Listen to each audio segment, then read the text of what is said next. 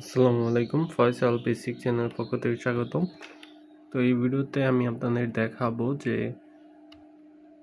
ম্যাকের হ্যাকিনটোশ ইনস্টলের ক্ষেত্রে যে স্টোরেজ পায় না সেটা কিভাবে ফিক্সড করবেন। তো প্রথমে আমি ডিস্ক ইউটিলিটির ওইখানে যাই, তারপরে বুঝতে পারবেন।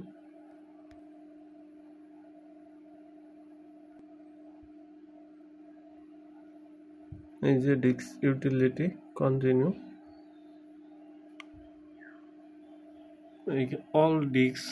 অল ডিভাইস শো দিলাম, কিন্তু এইখানে কোনো এসএসডি পাচ্ছে না, দেখতে পারতেছেন। ইন্টারনাল কোনো ডিভাইস পাচ্ছে না, এগুলো সব এক্সটার্নাল ডিভাইস। তো এটা ঠিক করার জন্য প্রথমে আপনাদের ফুললি পাওয়ার অফ করে নিতে হবে।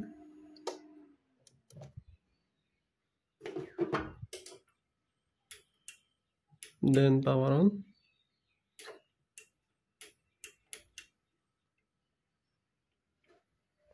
F2 প্রেস করতে হবে। তো আপনাদের যদি গিগাবাইট হয় তাহলে ডেল প্রেস করতে পারেন, আসুসের হলেও। আমার এখানে সব মাদারবোর্ডই কম বেশি আছে, আসুস, তারপর গিগাবাইট। তো সিম্পল। রকের ক্ষেত্রে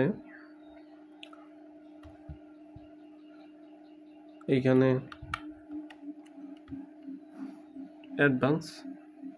advance option, storage configuration, SATA যে মোডটা আছে, SATA মোড সিলেকশন, এখানে আইডি চেঞ্জ করে ACI, দেন সেভ, F10 প্রেস করতে হবে, সেভ, ইয়েস, এন্টার। এখন আমরা আবার রিস্টার্ট করি, তাহলে বোঝা যাবে। এখান থেকে install Mac OS Ventura,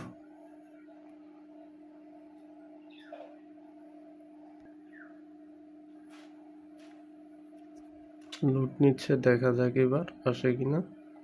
disk utility, continue. দেখেন ইন্টারনাল ডিস্ক, নিউ ভলিউম দুটাই আসছে। এটাতে যদি ইনস্টল দিতে চাই তাহলে এটা আমাদের ইরেজ করতে হবে। ইরেজে চলে গেলাম,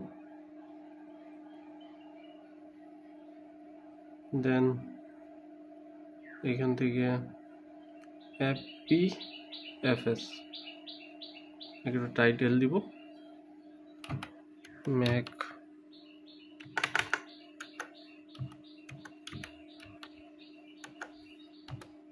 OS ইরেজ।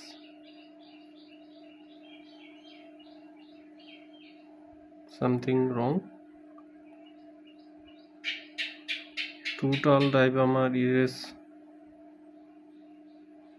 হয়নি।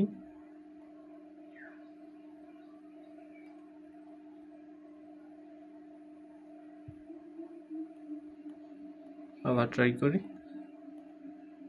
আমি টোটাল ড্রাইভ ইরেজ করে দিই।